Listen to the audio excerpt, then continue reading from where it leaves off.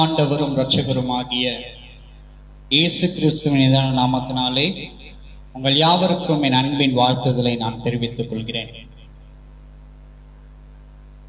நாம் தேவனுடைய வார்த்தைகளை கேட்கும்படியாய் இங்கு ஒன்று கூடியிருக்கிறோம். தேவனுடைய வார்த்தைகளுக்காய் நாம் செபிக்கிறவர்களாய் காணப்பட வேண்டும். ஜெபம் செய்வோம். கிருபையும் இரக்கம் நிறைந்த நல்ல ஆண்டவரே, இதோ இந்த நேரத்திலும் சுவாமி உம்முடைய வார்த்தைகளை கேட்கும்படியாய் நாங்கள் ஆவலோடு காத்திருக்கிறோம். ஆண்டவரே, நீர் பேசுவீராக. உம்முடைய வார்த்தையின் நிமித்தமாய் நாங்கள் பலனடையத்தக்கதாய் நீர் பேசுவீராக. நாங்கள் கேட்கிறோம், இயேசுவின் மூலம் கேட்கிறோம், ஜீவனுள்ள நல்ல பிதாவே, ஆமென். நாம் தியானிக்கும்படியாய் இன்றைய நாளிலே தெரிந்து கொள்ளப்பட்டதான தலைப்பு, தேவன் விரும்புகிற மனுஷர் யார்? தேவன் விரும்புகிற மனுஷன் யார்? அன்புக்குரியவர்களே, தேவன் எந்த மனுஷரை விரும்புகிறார்? அதை குறித்துதான் நாம் இன்றைக்கு காண போகிறோம். அதை குறித்துதான் நாம் இன்றைக்கு தியானிக்க போகிறோம். எடுத்து வாசியுங்கள்.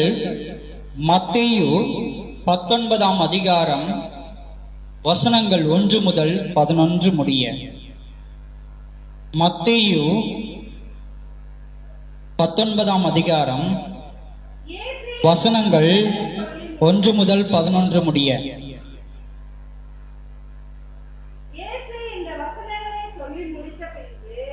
ஒரு நிமிஷம்.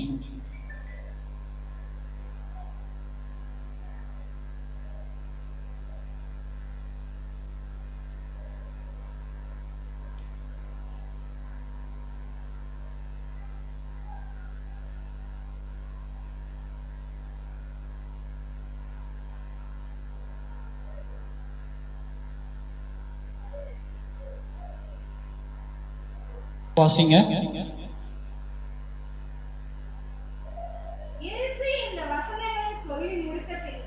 இயேசு இந்த வசனங்களை சொல்லி முடித்த பின்பு கலிலேயாவை விட்டு யோர்தானுக்கு அக்கறையான யூதாவின் எல்லைகளுக்கு வந்தார். திரளான ஜனங்கள் அவருக்கு பின் சென்றார்கள். அவரிடத்தில் அவர்களை சொஸ்தமாக்கினார். அப்பொழுது பரிசேயர் அவரை சோதிக்க வேண்டும் என்று அவரிடத்தில் வந்து புருஷனானவன் தன் மனைவியை எந்த முகாந்திரத்தினாலாகிலும் தள்ளிவிடுவது நியாயமா என்று கேட்டார்கள். அவர்களுக்கு அவர் பிரதியுத்தரமாக, ஆதியிலே மனுஷரை உண்டாக்கினவர் அவர்களை ஆணும் பெண்ணுமாக உண்டாக்கினார் என்பதையும், இது நிமித்தம் புருஷனானவன் தன் தகப்பனையும் தாயையும் விட்டு தன் மனைவியோடு இசைந்திருப்பான். அவர்கள் இருவரும் ஒரே மாம்சமாய் இருப்பார்கள் என்று அவர் சொன்னதையும் நீங்கள் வாசிக்கவில்லையா?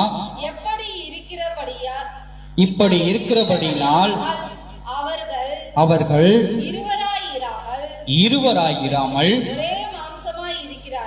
ஒரே மாம்சமாயிருக்கிறார்கள். ஆகையால் தேவன் இணைத்ததை மனுஷன் பிரிக்காதிருக்க கடவன் என்றார்.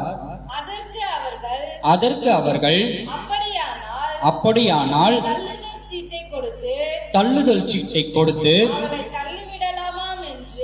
அவரை தள்ளிவிடலாமா என்று மோசே ஏன் கட்டளையிட்டார் என்றார்கள். மோசே ஏன் கட்டளையிட்டார் என்றார்கள். அதற்கு அவர் உங்கள் மனைவிகளை தள்ளிவிடலாம் என்று உங்கள் இருதய கடினத்தின் நிமித்தம் மோசே உங்களுக்கு இடம் கொடுத்தார். ஆதி முதலாய் அப்படி இருக்கவில்லை. ஆதலால் எவனாகிலும் தன் மனைவி வேசித்தனம் செய்தது நிமித்தம் மேயன்றி அவளை தள்ளிவிட்டு வேறொருத்தியை விவாகம் பண்ணினால் அவன் விபச்சாரம் செய்கிறவனாயிருப்பான். தள்ளிவிடப்பட்டவளை விவாகம் பண்ணுகிறவனும் விபச்சாரம் செய்கிறவனாயிருப்பான் என்று உங்களுக்கு சொல்லுகிறேன் என்றார். அவருடைய சீஷர்கள் அவரை நோக்கி மனைவியை பற்றி புருஷனுடைய காரியம் இப்படி இருந்தால் விவாகம் பண்ணுகிறது நல்லதல்ல என்றார்கள். அதற்கு அவர் வரம் பெற்றவர்களே தவிர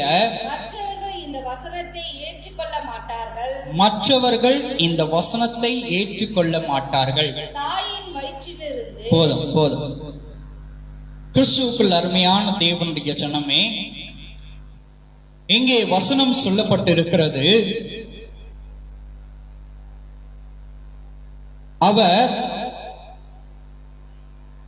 கலிலேயாவை விட்டு யோர்தானுக்கு அக்கறையில் உள்ள யூதேயாவின் எல்லைகளுக்கு வந்த பொழுது அங்கே அவரை சூழ்ந்து கொள்ளும்படியாய் அல்லது இயேசுவினிடத்திலே நன்மைகளை பெற்றுக் கொள்ளும்படியாய் ஆசீர்வாதங்களை பெற்றுக் கொள்ளும்படியாய் வியாதியிலிருந்து சுகத்தை பெற்றுக் கொள்ளும்படியாய் அநேக கூட்டம் அவரை தேடி விரைந்து வந்து கொண்டிருந்தார்கள். அவர் சொல்லுகிற இடமெல்லாம் கூட்டமாய் காணப்பட்டது. எதற்கு? அவரிடத்திலிருந்து எப்படியாவது ஆசீர்வாதங்கள் நமக்கு கிடைக்கப்படாதா, அவரிடத்திலிருந்து எப்படியாவது நமக்கு சுகம் கிடைக்கப்படாதா என்று ஒரு எதிர்பார்ப்போடு அவரை தேடி ஓடின கூட்டமாய் காணப்பட்டது. இந்த கூட்டத்தின் மத்தியிலும் இன்னொரு கூட்டமும் காணப்பட்டது. பரிசேய சதுசேயரோட கூட்டமும் காணப்பட்டது. அது எப்படிப்பட்ட கூட்டமா இருந்தது? இந்த இயேசு செய்கிறதான காரியங்களை எப்படியாவது நாம் அவரை குற்றப்படுத்த வேண்டும் என்று வகை தேடி அவர் செல்லுகிற இடமெல்லாம் அவரை தேடி தேடி அவர் செய்கிற காரியங்களை கண்டு அதிலிருந்து எப்படியாவது அவரை குற்றப்படுத்த வேண்டும் என்கிறதான எண்ணத்தோடு அவரை பின்தொடர்ந்த கூட்டமும் ஒரு கூட்டம் உண்டு. அப்படிப்பட்ட கூட்டம் கேட்கப்படுகிறதான கேள்விதான் ஒரு கேள்வியாய் காணப்படுகிறது. அவர்கள் என்ன கேட்கிறார்கள்? 3ஆம் வசனம் சொல்லுகிறது, வாசிங்க. அப்பொழுது பரிசேயர் அவரை சோதிக்க வேண்டும் என்று நன்றாய் அறிந்து கொள்ளுங்கள். அவர் எங்கே போயிருக்கிறார்? யூதேயாவின் எல்லைகளுக்கு வந்திருக்கிறார். அங்கே திரளான ஜனங்கள் அவரிடத்தில் நன்மை பெற்றுக் கொள்ளும்படியாய் அவரை தேடி வந்திருக்கிறார்கள். அந்த கூட்டத்தின் மத்தியிலும் ஒரு கூட்டம் அவரை தேடி வந்திருக்கிறது. எதற்காக? அவரை குற்றப்படுத்தும்படியாக, அவர்கள் கேட்கிறதான கேள்வி என்ன? படிங்க. அவரை சோதிக்கப்பட வேண்டும் என்று அவரிடத்தில் வந்து புருஷனானவன் தன் மனைவி எந்த முகாந்திரத்தினாலாகிலும் தள்ளிவிடுவது நியாயமா என்று கேட்டார்கள். அவர்கள் கேட்கிறதான கேள்வி என்ன கேள்வி? புருஷனானவன் தன் மனைவியை எந்த முகாந்திரத்தினாவது தள்ளிவிடுவது நியாயமா என்று கேட்டார்கள். கிறிஸ்துவுக்குள் அருமையான தேவனுடைய ஜனமே, அங்கே இயேசுவை பார்த்து அவரை குற்றப்படுத்தும்படியாய் கேட்டதான கேள்வி, புருஷனானவன் தன் மனைவியை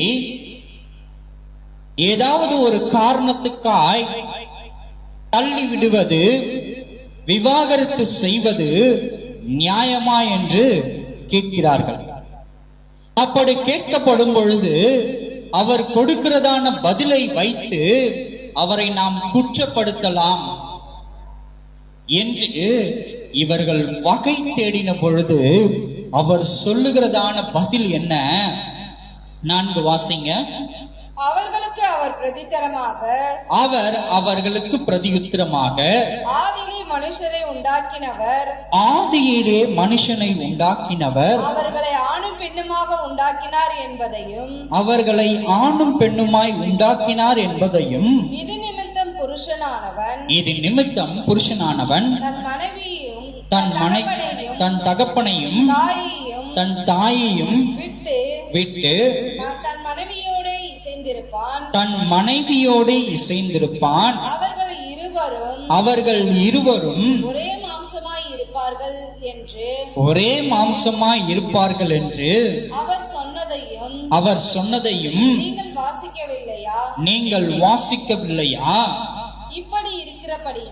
இப்படி இருக்கிறபடியினால் அவர் இருவராயிராமல் ஒரே மாம்சமாய் இருக்கிறார்கள். ஆகையால் தேவன் இணைத்ததை மனுஷன் பிரிக்காதிருக்க கடவன் என்றார்.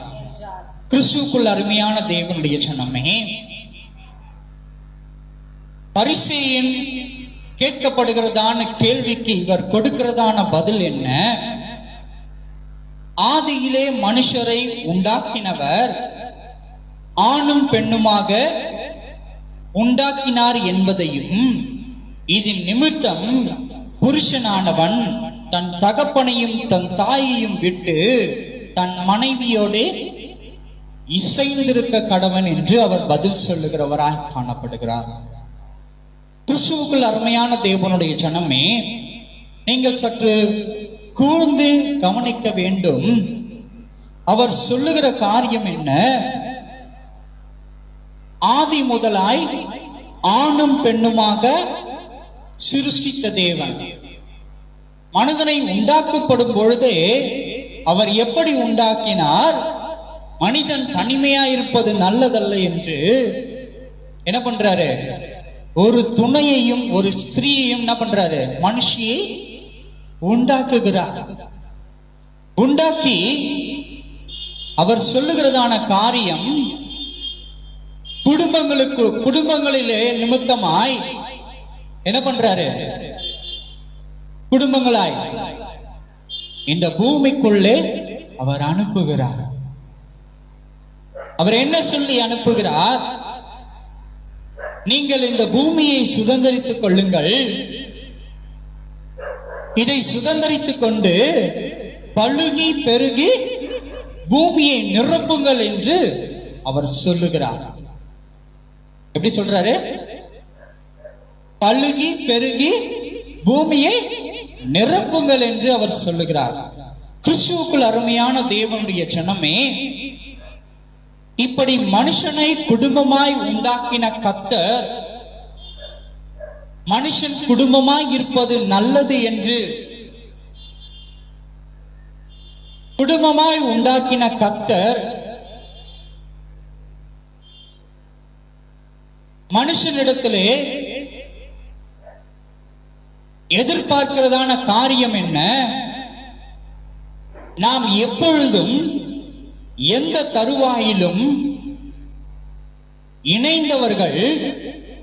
இணைந்தவர்களாகவே இருக்க வேண்டும் என்று அவர் எதிர்பார்க்கிற தேவனாய் காணப்படுகிறார். இணைந்தவர்கள் இணைந்ததாகவே இருக்க வேண்டும் என்று அவர் எதிர்பார்க்கிற தேவனாய் காணப்படுகிறார். அதைத்தான் அவர் ஆவலோடு நம்மிடத்திலே எதிர்பார்க்கிறார்.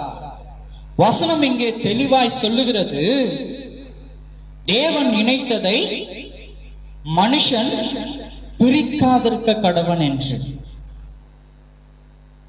நம்மை இணைத்திருப்பது, குடும்பமாய் கணவனும் மனைவியுமாய் இணைத்திருப்பது தேவனுடைய கிருபையின் நிமித்தமாய், அவருடைய விருப்பத்தின் நிமித்தமாய் இந்த பூமியிலே குடும்பங்களாய் நாம் இணைக்கப்பட்டிருக்கிறோம். அப்படி குடும்பங்களாய் இணைக்கப்பட்டிருக்கிற நாம் எப்படிப்பட்டவர்களாய் காணப்பட வேண்டும்? எப்படிப்பட்டவர்களாய் காணப்பட வேண்டும்? தேவனுக்கு விரும்புகிற மனுஷர்களாக நாம் காணப்பட வேண்டும். நாம் எப்படிப்பட்டவர்களாய் காணப்பட வேண்டும்? தேவன் விரும்ப மனுஷர்களாய் நாம் காணப்பட வேண்டும். ஆனால் நாம் அப்படி வாழ்ந்து கொண்டிருக்கிறோமா என்பதுதான் இங்கே கேள்வி. தேவன் கிறிஸ்துவுக்குள் அருமையான தேவனுடைய ஜனமே, இங்கே வசனம் சொல்லுகிற விதமாய்,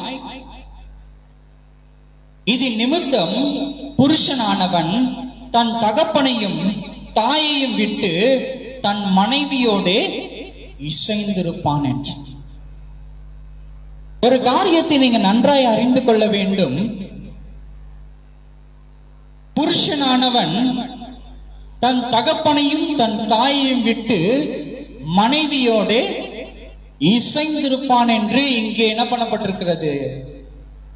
இயேசு சொல்லுகிறார். அன்புக்குரியவர்களே, இங்கே சொல்லப்பட்ட விதமாய் நமக்கு திருமணம் ஆன முடிந்தது என்றால் உடனே என்ன பண்ணோம்? தகப்பனையும் தாயையும் விட்டுட்டு தனியா ஒரு வீடு பார்த்துட்டு தனியா என்ன பண்ணோம்? பிரிஞ்சு போயிடும். அவ்விதமாகவா இங்கு சொல்லப்பட்டிருக்கிறது? இன்றைக்கு நடைபெறுகிறதான சம்பவங்கள் அப்படித்தானே நடைபெற்றுக் கொண்டிருக்கிறது. திருமணம் முடிந்த கையோடு ஒரே குடும்பமாய் ஐக்கியத்தில் இல்லாமல் உடனடியாக செய்கிறதான காரியம் என்ன? இவர்களை எப்படியாவது என்ன செய்யணும்? இவர்களை எப்படியாவது வீட்டை விட்டு வெளியேற்றி விட வேண்டும். தகப்பனையும் தாயையும் எப்படியாவது வீட்டை விட்டு வெளியேற்றி விட வேண்டும் என்றுதானே இன்றைக்கு ஒவ்வொரு குடும்பத்தில் உள்ள கணவனும் மனைவியும் திட்டம் தீட்டிக் கொண்டிருக்கிறோம். இதுவா தேவன் விரும்பத்தக்கதான மனுஷன்? அல்லவே. அவர் சொல்லுகிற காரியம் என்னவாய் காணப்படுகிறது? இதன் நிமித்தம் புருஷன் தன் தகப்பனையும் தன் தாயையும் விட்டு மனைவியோடு இசைந்திருக்க கடவன். அப்படின்னா என்ன அர்த்தம்? இது வரைக்கும் அவனுக்கு திருமணமாகிற வரைக்கும் குடும்பம் என்கிறதான ஒரு ஐக்கியத்தில் வருகிறதான வரைக்கும் தன் தகப்பனுக்கும் தாய்க்கும் மகனாகவோ அல்லது மகளாகவோ ஒரு குடும்பத்திலே ஐக்கியப்பட்டிருந்தார்கள். என்ன பண்ணியிருந்தாங்க? ஒரு குடும்பத்திலே ஐக்கியப்பட்டிருந்தார்கள். எப்படி ஐக்கியப்பட்டிருந்தார்கள்? பிள்ளைகளாய், தகப்பனுக்கும் தாய்க்கும் பிள்ளைகளாய் அவர்கள் என்ன பண்ணியிருந்தார்கள்? அவர்களுடைய அரவணைப்பிலே, அவர்களுடைய பாதுகாப்பிலே, தகப்பனுடைய பாதுகாப்பிலும் தாயுடைய பாதுகாப்பிலும், இந்த இருவருடைய அரவணைப்பிலும், இந்த இருவருடைய வழிநடத்துதலிலும் அவர்கள் எப்படி இருந்தார்கள்? ஒரு குடும்பமாய் இருந்தார்கள். அப்படி இருந்த குடும்பத்திலே அவன் வாலிப பிராயத்தை எட்டின பொழுது, அந்த பெண் வாலிப பிராயத்தை எட்டின பொழுது, இப்போ நடைபெறுகிறதான சம்பவம் திருமணம் என்கிறதான ஒரு இணைப்பின் நிமித்தமாய் குடும்ப வாழ்க்கைக்குள்ளே அவர்கள் கடந்து போகிறார்கள். அப்படி குடும்ப வாழ்க்கையிலே கடந்து போகப்படும் பொழுது, ஏற்கனவே இருந்த குடும்பத்திலிருந்து வேறு பிரிக்கப்பட்டவர்களாய் அல்ல. நன்றாய் நீங்கள் அறிந்து கொள்ள வேண்டும். இந்த இடத்திலே நீங்கள் கூர்ந்து கவனிக்க வேண்டும். வேறு பிரிக்கப்பட்டவர்களாய். பிரிக்கப்படுவது என்றால் அவர்களை விட்டு விலகுவது. வேறு பிரிக்கப்படுவது என்றால் அவர்களோடு இணைந்து ஐக்கியத்தில் இருப்பது.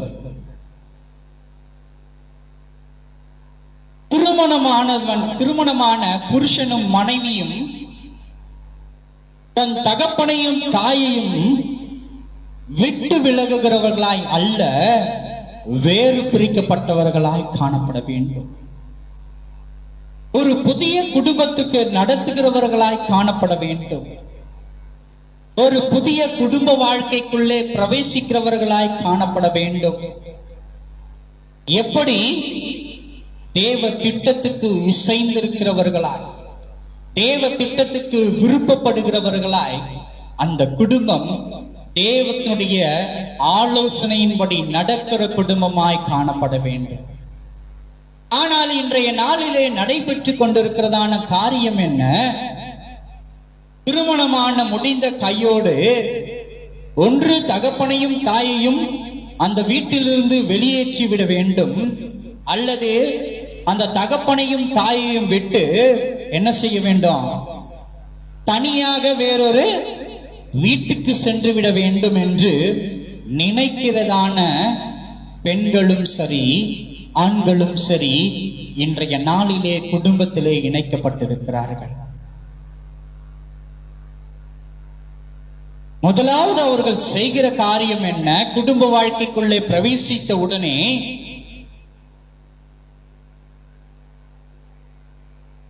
நான் யாருக்கிட்ட பார்க்க கூடாது? என் தகப்பனையும் தாயையும் பார்க்காதபடிக்கு, அவர்களோடு இணைந்திருக்காதபடிக்கு, அவர்களை அரவணைக்காதபடிக்கு, எனக்குன்னு ஒரு குடும்பம் ஆயிடுச்சு, எனக்குன்னு ஒரு குழந்தை பிறக்கும், நான் என்னுடைய குடும்பத்தை பார்க்க வேண்டும், என் குழந்தைகளை பார்க்க வேண்டும் என்று என்ன பண்றாங்க? இன்றைக்கு பிரிந்து செல்லுகிறவர்களாய் காணப்படுகிறார்கள். எதை விட்டு? தன் தகப்பனையும் தாயையும் விட்டு பிரிந்து செல்லுகிறவர்களாய் காணப்படுகிறார்கள். கேட்டா சொல்லுகிறதான ஒரு வசனம் என்ன? வசனம் இங்கே தெளிவாய் சொல்லப்பட்டிருக்கிறது. இது நிமித்தம் புருஷனானவன் தன் தகப்பனையும் தாயையும் விட்டு தன் மனைவியோடு இசைந்திருப்பான் என்று இங்கு வசனம் சொல்லப்பட்டிருக்கிறது. அதனால் தாயையும் தகப்பனையும் விட்டு நாங்கள் பிரிந்திருப்பது தானே தேவ சித்தம் என்று தாங்கள் செய்கிற காரியத்தை நியாயப்படுத்திக் கொள்ளுகிறதான எத்தனையோ மனிதர்கள் இன்றைக்கு வாழ்ந்து கொண்டிருக்கிறார்கள். வசனம் அபிதமாய் சொல்லவில்லை. ஏற்கனவே இருந்த குடும்பத்திலிருந்து புதிய குடும்ப உறவுகளுக்குள்ளாய் நாம் கடந்து போகிறோம். ஆகவே அந்த குடும்பத்திலிருந்து வேறு பிரிக்கப்பட்டவர்களாய் மாத்திரம்தான் நாம் இருக்க வேண்டுமே தவிர, அதிலிருந்து துண்டிக்கப்பட்டு தனியாய் வந்தவர்களாய் நாம் ஒருபோதும் இருக்கக்கூடாது என்று அவர் தெளிவாய் சொல்லியிருக்கிறார்.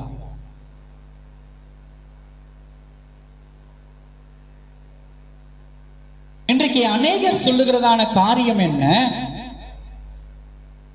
நான் ஏன் அவர்களை பார்க்கணும்? என் தகப்பனுக்கும் தாய்க்கும் நான் ஏன் கொடுக்கணும்? எனக்குன்னு ஒரு குடும்பம் ஆயிடுச்சு, எனக்குன்னு ஒரு மனைவி கிடைக்கப்பட்டிருக்கிறாள், எனக்கென்று ஒரு கணவன் கிடைக்கப்பட்டிருக்கிறான். நான் என் கணவனை உபசரிக்க வேண்டும், என் மனைவிக்காய் நான் ஓடி ஓடி உழைக்க வேண்டும், அவளுடைய மன விருப்பத்தின்படி நான் நடந்து கொள்ள வேண்டும், கணவனுடைய மன விருப்பத்தின்படி நடந்து கொள்ள வேண்டும் என்று கணவனும் மனைவியும் நினைத்து கொண்டு சொல்லப்படுகிறதான காரியம் என்ன? என் தகப்பனுக்கும் தாய்க்கும் நாங்கள் ஏன் செய்ய வேண்டும்? அவர்கள் கடமையை தான் அவர்கள் செய்து முடித்தார்கள் என்று இன்றைக்கு எத்தனையோ பிள்ளைகள் சொல்லிக் கொண்டிருக்கிறார்கள். இது எத்தனை ஒரு வேதனை அளிக்கக்கூடிய காரியமா இருக்கிறது. இது எத்தனை ஒரு வருத்தத்தை அளிக்கக்கூடிய காரியமா இருக்கிறது. கிறிஸ்துவுக்குள் அருமையான தேவனுடைய சனம், தேவனுடைய விருப்பம் எல்லாம் ஒரே குடும்பமாய் இணைந்திருப்பதுதான் அவருடைய விருப்பமாய் காணப்படுகிறது. ஒரே குடும்பமாய் இணைந்திருப்பதுதான் அவருடைய விருப்பமாய் காணப்படுகிறது. இங்கே சொல்லப்பட்டிருக்கிறது, இப்படி இருக்கிறபடியினால் அவர்கள் இருவராய் இல்லாமல் ஒரே மாம்சமாய் இருக்கிறார்கள். ஆகையால் தேவன் இணைத்ததை மனிதன் பிரிக்காதிருக்க கடவன் என்று. தேவன் இணைத்ததை மனிதன் பிரிக்காதிருக்க கடவன் என்று. இது அடுத்த சப்ஜெக்டுக்கு வரேன். ஃபர்ஸ்ட் சப்ஜெக்ட், திருமணம் ஆன உடனேயே தகப்பனையும் தாயையும் நாம் என்ன செய்ய வேண்டாம்? அரவணைக்க வேண்டாம் என்கிறதான மனநிலைக்கு நாம் தள்ளப்பட்டிருக்கிறோம்.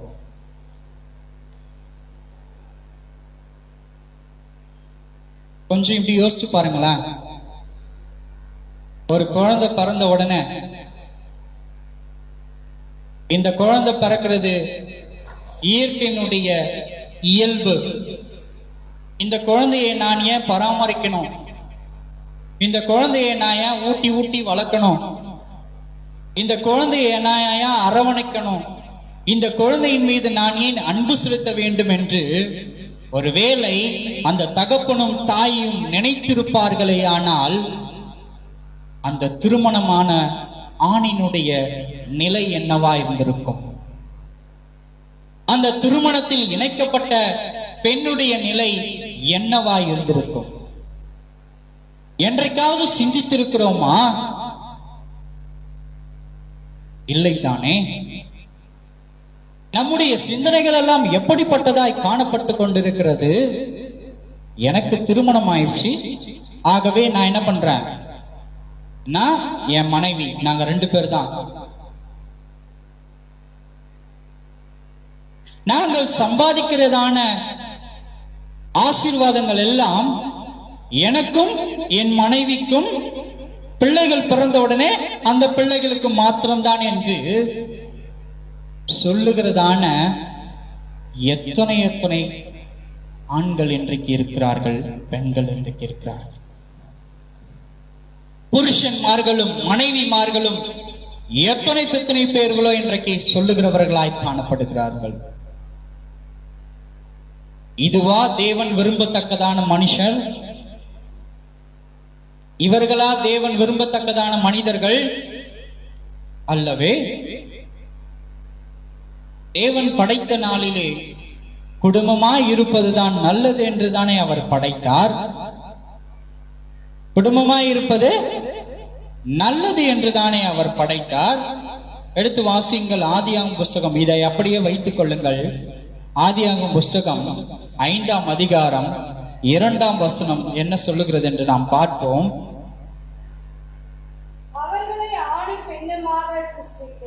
அவர்களை ஆணும் பெண்ணுமாக சிருஷ்டித்து அவர்களை ஆசீர்வதித்து அவர்களை சிருஷ்டித்த நாளிலே அவர்களுக்கு மனுஷர் என்று பெயரிட்டார். அவர்களுக்கு மனுஷர் என்று பெயரிட்டார். கிறிஸ்துவுக்குள் அருமையான தேவனுடைய ஜனமே, தேவனாகிய கர்த்தர் அவர்களை சிருஷ்டித்த நாளிலே, ஆணும் பெண்ணுமாக சிருஷ்டித்த நாளிலே சிருஷ்டித்து அவர்களை ஆசீர்வதித்து அவர் என்ன பெயர் வைக்கிறார்? மனுஷர் என்று பெயர் வைக்கிறார். நன்றாய் நீங்கள் அறிந்து கொள்ள வேண்டும். ஒரு மனுஷன் தனியா இருக்கும் பொழுது அவனுக்கு பெயர் மனிதன். ஒரு பெண்ணுக்கு பெயர் மனுஷி.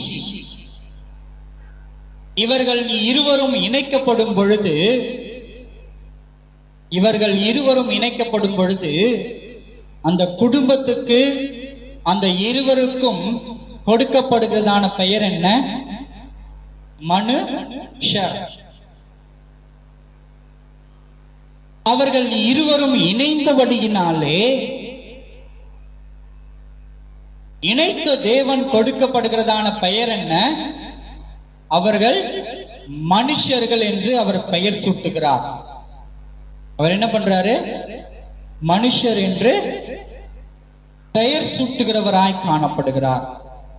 கிறிஸ்துவுக்குள் அருமையான தேவனுடைய ஜனமே, இப்படி மனுஷர் என்று பெயர் வைத்தது நிமித்தமாய் நாம் ஒரு குடும்பத்தில் இணைக்கப்பட்டிருக்கிறோம் என்பது தேவனுடைய சித்தமாயிருக்கிறது. குடும்பத்தில் இணைக்கப்படுவது, கணவனும் மனைவியுமாய் இணைக்கப்படுவது தேவனுடைய சித்தமாய் காணப்படுகிறது. இப்படி தேவனுடைய சித்தமாய் காணப்படுகிற ஒரு காரியத்தை நாம் தேவ சித்தத்திலிருந்து மீறினவர்களாய் என்ன செய்து கொண்டிருக்கிறோம்? தகப்பனையும் தாயையும் விளக்குகிறவர்களாய் காணப்படுகிறோம். தகப்பனையும் தாயையும் விளக்குகிறவர்களாய் காணப்படுகிறோம். ஒரு சில பேர் நடந்து கொள்கிறதான காரியங்கள் என்னவாய் காணப்படுகிறது? அவர்களுடைய மனது புண்படும்படியாய் அவர்கள் பேசி, ஏளனமான வார்த்தைகளின் நிமித்தமாய் அவர்களை பேசி, தாங்களாகவே எங்களை விட்டு அவர்கள் பிரிந்து செல்ல வேண்டும் என்கிறதான எண்ணத்தின் நிமித்தமாய் எப்படியெல்லாம் அவர்களை துன்பப்படுத்த வேண்டுமோ அப்படியெல்லாம் தகப்பனையும் தாயையும் துன்பப்படுத்தி அவர்களாகவே தங்களை வெறுத்து அந்த குடும்பத்தை விட்டு பிரிந்து செல்லுகிறதான இன்றைக்கு எத்தனையோ பெற்றோர்கள் இருக்கிறார்கள். எத்தனையோ பெற்றோர்கள் இருக்கிறார்கள். ஒரு காரியத்தை நீங்க நன்றாய் அறிந்து கொள்ள வேண்டும். இந்த கடைசி நாட்களிலே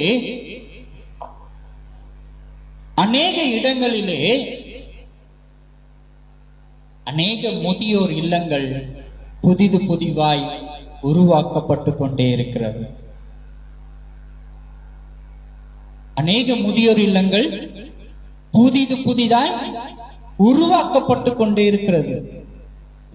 புதிதாய் அநேக முதியோர் இல்லங்கள் உருவாக்கப்பட்டு கொண்டிருக்கிறது என்றால் எதிர் நிமித்தமாய் அநேக புதிய முதியோர் இல்லங்கள் உருவாக்கப்பட்டு கொண்டிருக்கிறது?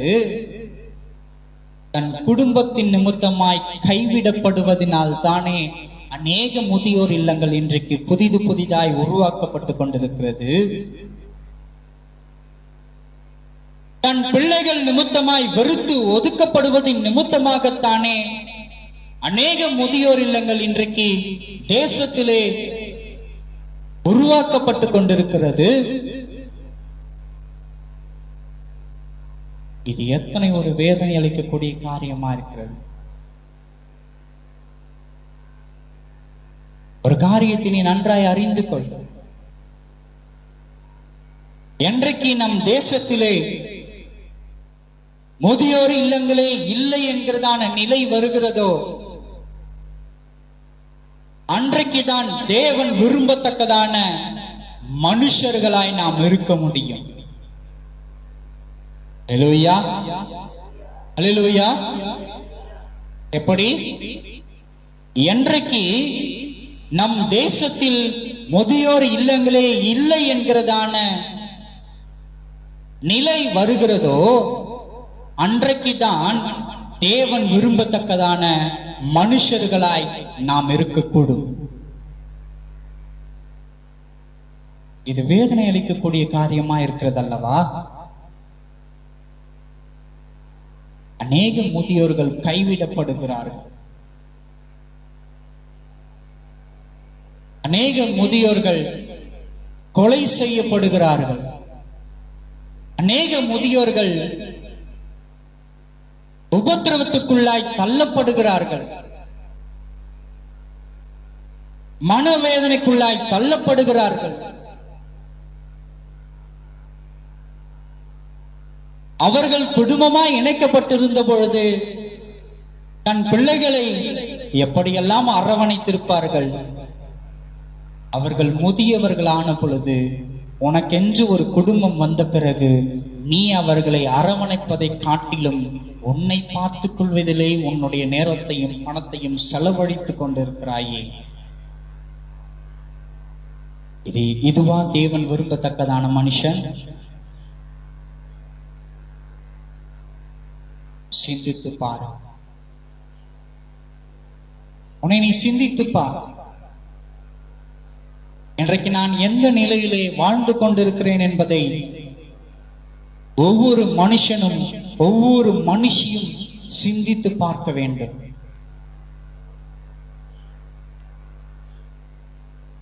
நம்முடைய பெற்றோர்களை, தாயையும் தகப்பனையும் நாம் அரவணைக்கிறோமா என்று ஒவ்வொருவரும் சிந்தித்து பார்க்க வேண்டும்.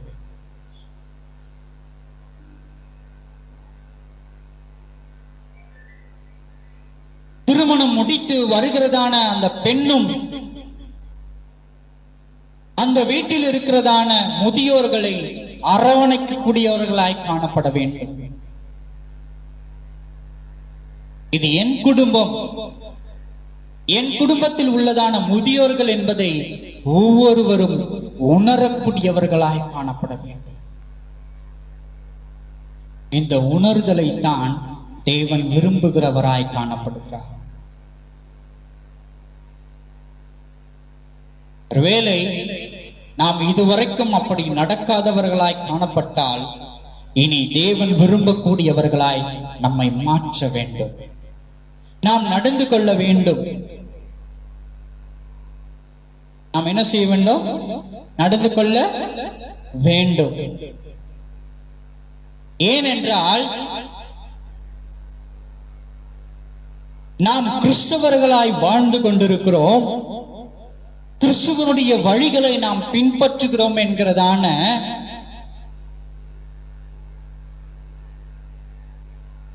எண்ணத்தோடு நாம் ஓடிக்கொண்டிருக்கிறோமானால் அவர் போதித்ததான போதனைகளையும் நாம் பின்பற்றுகிறவர்களாய் காணப்பட வேண்டும். அவர் என்ன சொல்லியிருக்கிறார்? தன் தகப்பனையும் தாயையும் கனம் பண்ண வேண்டும் என்று அவர் சொல்லியிருக்கிறார்.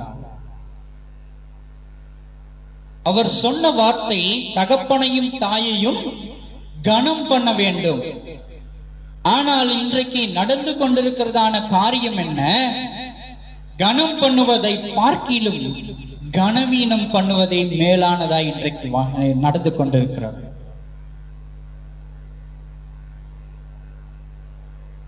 வேத வார்த்தைக்கு நேர் எதிர்மறையாய் நாம் இன்றைக்கு செய்து கொண்டிருக்கிறோம்.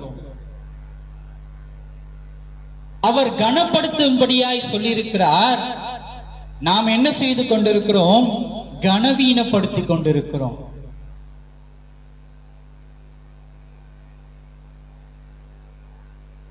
நீயே அறிந்து கொள். நீ கனவீனப்படுத்திக் கொண்டிருப்பது உனக்கு நன்றாய் தெரியும். இப்படி கனவீனப்படுத்திக் கொண்டு இருப்பாயே ஆனால் ஒருபோதும் நீ பரலோகத்துக்குள் பிரவேசிக்க முடியாது. நீ வாரம் சர்ச்சுக்கு போயிட்டு மாதம் தசமபாகம் கொடுத்து வாரம் காணிக்க செலுத்தி டெய்லி முட்டி போட்டு ஜெபம் பண்ணா கூட உன் தகப்பனையும் தாயையும் கனம் பண்ணுவாயாக என்கிறதான தேவனுடைய வார்த்தைக்கு கீழ்ப்படாமல் கனவீனப்படுத்திக் கொண்டிருப்பாயானால் ஒருபோதும் உன்னால் நித்திய ராஜ்யத்தை சுதந்திரிக்க முடியாது, ஒருபோதும் முடியாது. நன்றாய் அறிந்து கொள்ளுங்கள். அடுத்தபடியாக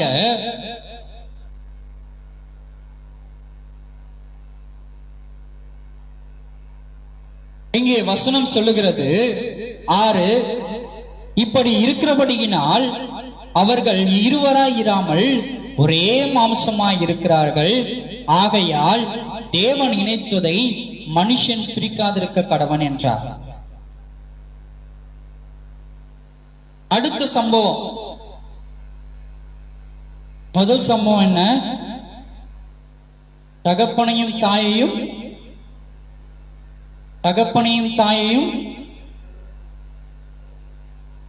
வேறு பிரிக்கப்பட்டவர்களாய் நாம் ஒரு குடும்பத்துக்குள்ளாய் அனுப்பப்படுகிறோம். திருமணம் என்கிறதான உறவிலே இணைக்கப்பட்டு தகப்பனையும் தாயின் இடத்திலிருந்து வேறு பிரிக்கப்பட்டவர்களாய் ஒரு குடும்பத்துக்குள்ளாய், குடும்ப வாழ்க்கைக்குள்ளாய் அனுப்பப்படுகிறோம். இப்படி அனுப்பப்படுகிற அந்த குடும்பம் எப்படிப்பட்ட குடும்பமாய் காணப்பட வேண்டும்? தேவனுக்கு பிரியமான குடும்பமாய் காணப்பட வேண்டும். தேவனுக்கு பிரியமான குடும்பமாய் காணப்பட வேண்டும். அப்படி பிரியமான குடும்பமாய் காணப்படுமானால் நாம் எப்படிப்பட்டவர்களாய் வாழ வேண்டும்? ஒரே ஏக மனது கூடிய கணவன்களாய், மனைவிகளாய் நம்முடைய வாழ்க்கையை நடத்துகிறவர்களாய் காணப்பட வேண்டும். இன்றைய காலகட்டம் எப்படிப்பட்ட காலகட்டமாய் காணப்படுகிறது? கருத்து வேறுபாடு மிகுந்த காலகட்டமாய் இன்றைய காலகட்டம் காணப்படுகிறது. இன்றைய குடும்ப சூழ்நிலை எப்படிப்பட்ட குடும்ப சூழ்நிலையாய் காணப்படுகிறது? கடமைக்காய், வெளி வேஷத்துக்காய், கணவன் மனைவி என்கிறதான போர்வையை போற்றிக் கொள்ளுகிறவர்களாய் இன்றைக்கு அநேகர் வாழ்ந்து கொண்டிருக்கிறார்கள். தங்களுடைய வாழ்க்கையை அமைத்துக் கொண்டிருக்கிறார்கள் ஒரு கடமைக்கு. காரணம் என்ன? என் சுதந்திரத்தில் நீ என்ன பண்ணக்கூடாது, தலையிட கூடாது. என் சுதந்திரத்தில் நீ என்ன பண்ணக்கூடாது, தலையிடக்கூடாது. கணவன் மனைவியை பார்த்து சொல்லுகிற காரியம், என் சுதந்திரத்தில் நீ என்ன பண்ணக்கூடாது, தலையிட கூடாது. மனைவி சொல்லுகிற காரியம் கணவனை பார்த்து, என்னுடைய சுதந்திரத்தில் நீ என்ன பண்ணக்கூடாது, தலையிட கூடாது.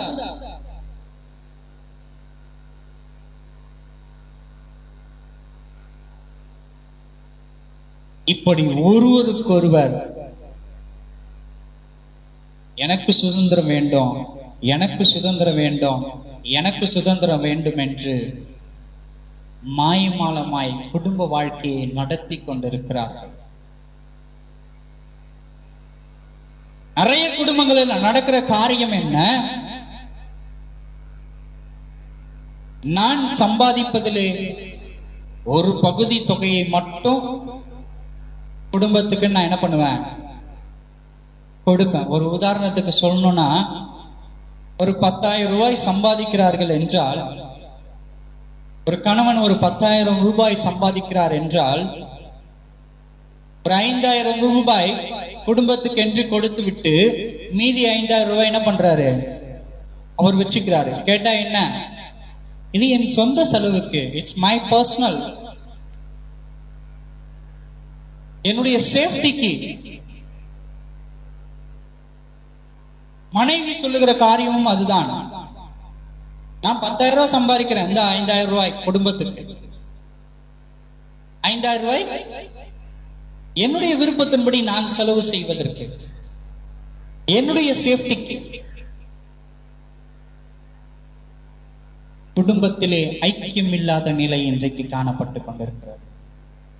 வசனம் இங்கே சொல்லுகிறது, தேவன் இணைத்ததை மனிதன் பிரிக்காதிருக்க கடவன் என்று. தேவன் இணைத்ததை மனிதன் பிரிக்காதிருக்க கடவன் என்று. இன்றைக்கு தேவன் இணைத்த குடும்பங்களா இன்றைக்கு இணைக்கப்பட்டிருக்கிறதா? தேவ விருப்பத்தின்படி இணைக்கப்பட்டதான ஒவ்வொரு ஆணும் பெண்ணும் தேவன் விரும்பத்தக்கதான மனுஷர்களாய் வாழ்ந்து கொண்டிருக்கிறார்களா? இல்லையே.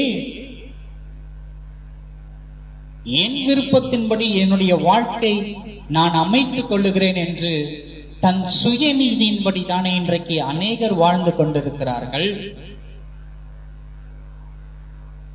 இது எத்தனை ஒரு வேதனை அளிக்கக்கூடிய காரியமா இருக்கிறது.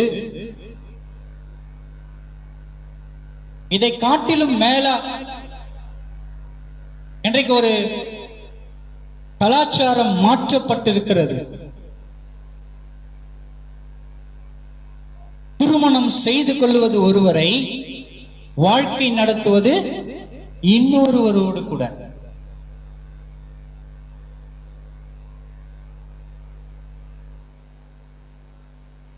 தேவனுடைய விருப்பத்தின்படி திட்டத்தை வகுத்து குடும்ப வாழ்க்கைக்குள்ள அனுப்பின அந்த திட்டம் இன்றைக்கு எப்படி மாற்றப்பட்டிருக்கிறது?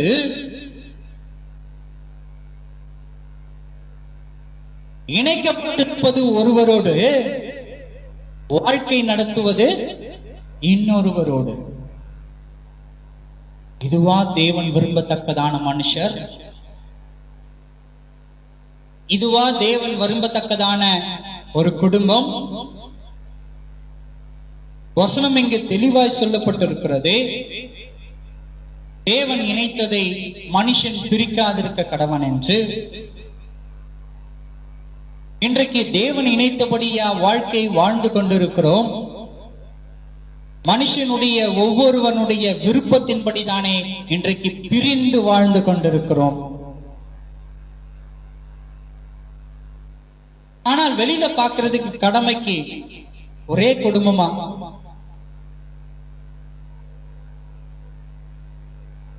நாலு பேர் பார்க்கிறதுக்கு கணவன் மனைவியா இணைக்கப்பட்டிருக்கிறார்கள், அவ்வளவுதான்.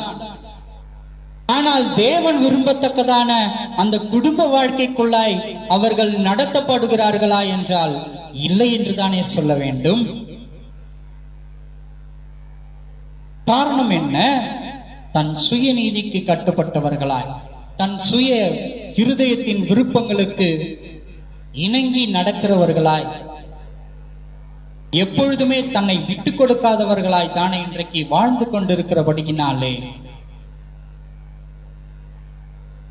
குடும்பம் என்கிறதான ஒரு இணைப்புக்குள்ளே அவர்கள் இணையாமல் தனக்கு தன்னுடையது என்று இன்றைக்கு வாழ்க்கையை நடத்தி கொண்டிருக்கிறார்கள்.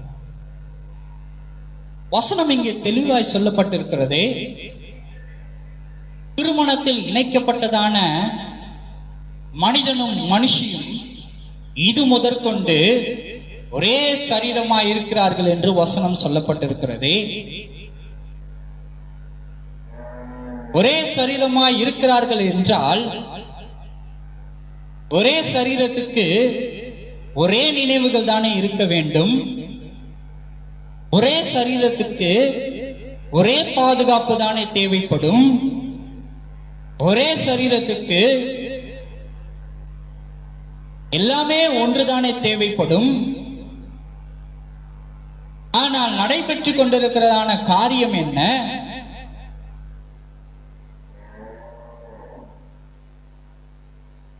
மாறாக நடைபெற்றுக் கொண்டிருக்கிறது.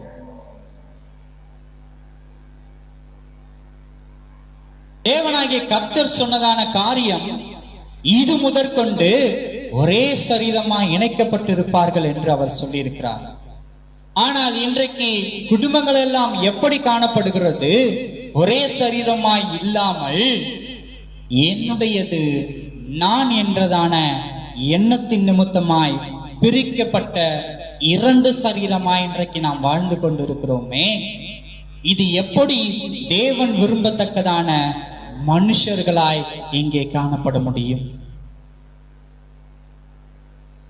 ஒருவருக்கொருவர் வேறுபட்டதான கருத்து. ஒருவர் ஒரு காரியத்தை சொல்லுகிறார் என்றால், கணவன் ஒரு காரியத்தை சொல்லுகிறார் என்றால் அதை மனைவியானவள் ஏற்றுக்கொள்வது கிடையாது. மனைவியானவள் ஒரு காரியத்தை சொல்லுகிறாள் என்றால் கணவன் அதை ஏற்றுக்கொள்வது கிடையாது. ஆனால் இங்கே வசனம் என்ன சொல்லுகிறது? இவர்கள் இது முதற்கொண்டு ஒரே சரீரமாய் இருக்கிறார்கள் என்று வசனம் சொல்லுகிறது. ஒரே சரீரமாய் இருந்தால் இரண்டு பேர் எடுக்கிறதான முடிவுகளும் ஒன்றாக தானே இருக்க வேண்டும். ஏன் இங்கே வெவ்வேறு முடிவுகள் எடுக்கப்படுகிறது? அப்பொழுது அங்கே ஒரே சரீரமாய் இல்லை என்கிறதான நிலைதானே காணப்படுகிறது.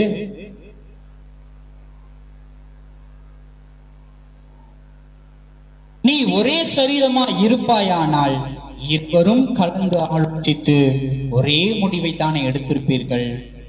ஏன் அங்கே இரண்டு கருத்து வேறுபாடுகள் காணப்படுகிறது?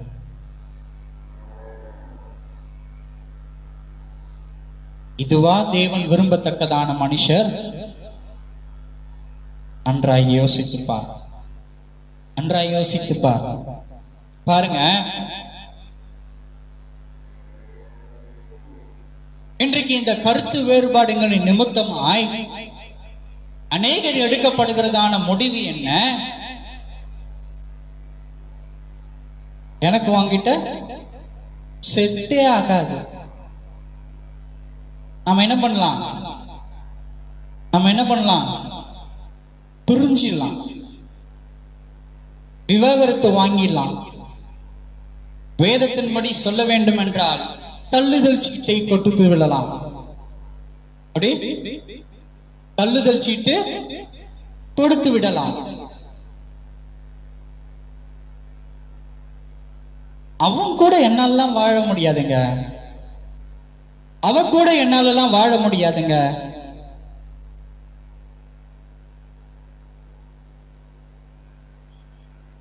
கருத்து வேறுபாடு. நன்றாய் அறிந்து கொள்ளுங்கள், தேவன் இணைத்ததை மனிதன் பிரிக்காதிருக்க கடவன் என்று. ஒருபோதும் என்ன பண்ணக்கூடாது? குடும்ப வாழ்க்கையிலே இணைக்கப்பட்டதான ஒவ்வொரு ஆணும் பெண்ணும் பிரிய கூடாது. எப்படிப்பட்ட தருவாயாய் காணப்பட்டாலும், கணவன் எப்படி இருந்தாலும் அவனை மாற்றுவது மனைவியுடைய காரியமாய் காணப்பட வேண்டும். மனைவி எப்படிப்பட்டவளாய் காணப்பட்டாலும் அவளை மாற்றுவது கணவனுடைய காரியமாய் காணப்பட வேண்டும். அதை மறந்துவிட்டு, அதை விட்டுவிட்டு, இவன் கூடலாம் எனக்கு வாழ்க்கை நடத்த முடியாது, இவ கூடலாம் என்னால வாழ்க்கை நடத்த முடியாது என்று தள்ளுதல் சீட்டை நாம் கொடுத்து விடலாம் என்று நீங்கள் தள்ளுதல் சீட்டை கொடுப்பீர்களானால் தேவ சித்தத்தின்படி கீழ்ப்படிந்து வாழாதவர்களாய், தன் விருப்பத்தின்படி தேவ திட்டத்தை விட்டு விலகினவர்களாய் நீங்கள் காணப்படுவீர்கள். வசனம் இங்க தெளிவா சொல்லப்பட்டிருக்கிறது. அதற்கு அவர், அப்படியானால் தள்ளுதல் சீட்டை கொடுத்து அவர்களை தள்ளிவிடலாம் என்று மோசேயை ஏன் கட்டளையிட்டார் என்றார்கள். இன்றைக்கு நிறைய பேர் சொல்லுகிற காரியம் என்ன காரியம்? கட்டளையில் இருக்குங்க, நியாயப்பிரமாணத்தில் இருக்குங்க. இவன் சரியில்லைன்னா அவனுக்கு தள்ளுதல் சீட்டை கொடுத்துட்டா, விவாகரத்து கொடுத்துட்டா என்ன பண்ணலாம்? நாமளா இருந்துக்கலான்ட்டு அங்கே சொல்லப்பட்டிருக்கிறது என்று அதை பிடித்து கொண்டு பின்பற்றுகிறவர்கள் இன்றைக்கு அநேகராயிருக்கிறார்கள். இங்கே இயேசு சொல்லுகிறார், அதற்கு அவர், உன் மனைவியினை தள்ளிவிடலாம் என்று உங்கள் இருதய கடினத்தின் நிமித்தமாய் மோசே உங்களுக்கு இடம் கொடுத்தார். ஆதி முதலாய் அப்படி இருக்கவில்லை என்று இயேசு சொல்லுகிறார். நீங்க கேட்டதுனால தாங்க மோசே இப்படி நியாயப்பிரமாணத்தை மாற்றி கொடுத்தார். உங்கள் இருதயத்தின் கடினத்தின் நிமித்தமாகத்தான் நீங்கள் தள்ளுதல் சீட்டை கொடுக்கலாம் என்று மோசே நியாயப்பிரமாணத்தை மாற்றி கொடுத்தார். தேவனுடைய விருப்பம் இது கிடையாது. ஆதி முதலாய் அப்படி இருந்தது இல்லை. ஆதி முதலாய் என்ன இருந்தது? இணைக்கப்பட்டவர்கள் இணைக்கப்பட்டவர்களாகவே இருக்க வேண்டும் என்றுதான் தேவனுடைய விருப்பமாய் காணப்பட்டது. ஆதாம் ஏவாளை எடுத்துக்கொள்ளுங்க. அவங்க வாழ்க்கையில என்ன நடக்கல?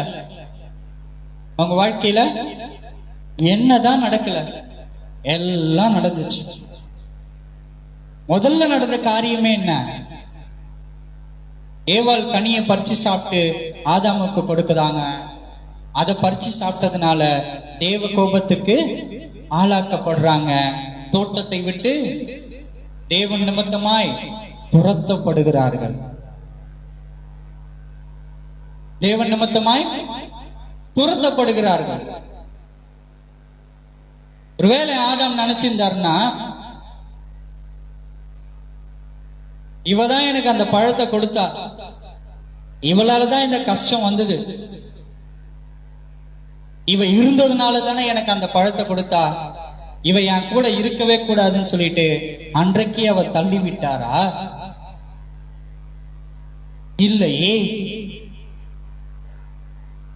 வசனம் தெளிவாய் சொல்லுகிறது, அவர்கள் அநேக பிள்ளைகளை பெற்றார்கள் என்று. தான் மரிக்கும் வரைக்கும் ஒரே குடும்பமாய் இணைந்திருந்தார்கள் என்று தானே வசனம் சொல்லுகிறது. யாருமே என்ன பண்ணல, அன்னைக்கு பிரிந்து போகல. எத்தனையோ கஷ்டத்துல என்ன பண்ணல, பிரிந்து போகல. காரணம் என்ன? அவர்கள் தேவனுக்கு கீழ்ப்படிந்திருந்தார்கள். ஒரு கட்டத்தில் தேவனுடைய வார்த்தைகளை மீறினவர்களாய் இருந்தாலும், ஒரு கட்டத்திலே தேவ சித்தத்தின்படி தன்னை காத்து கொண்டவர்களாய் ஆதாமும் ஏவாளும் இருந்தபடியினால்தான் துவக்கத்தில் இணைத்த தேவனுடைய இணைப்பை கடைசி வரைக்கும் அவர்கள் கைவிடாதவர்களாய் காத்து கொண்டிருந்தார்கள். இது போன்ற அநேகரை நாம் வேதத்திலே பார்க்கலாம். ஏன் யோபு எடுத்துக்கோங்க. யோபு உலகத்திலேயே மிகுந்த செல்வ சீமானாய் காணப்பட்டான். ஆஸ்து அந்தஸ்துகளில் மிக பெரியவனாய் காணப்பட்டான். அப்படி இருந்த யோபுவை சோதிக்கும்படியாய் பிசாசானவன் கடந்து வந்து அவனுக்கு உண்டான எல்லாவற்றையும் என்ன பண்ணிட்டான்?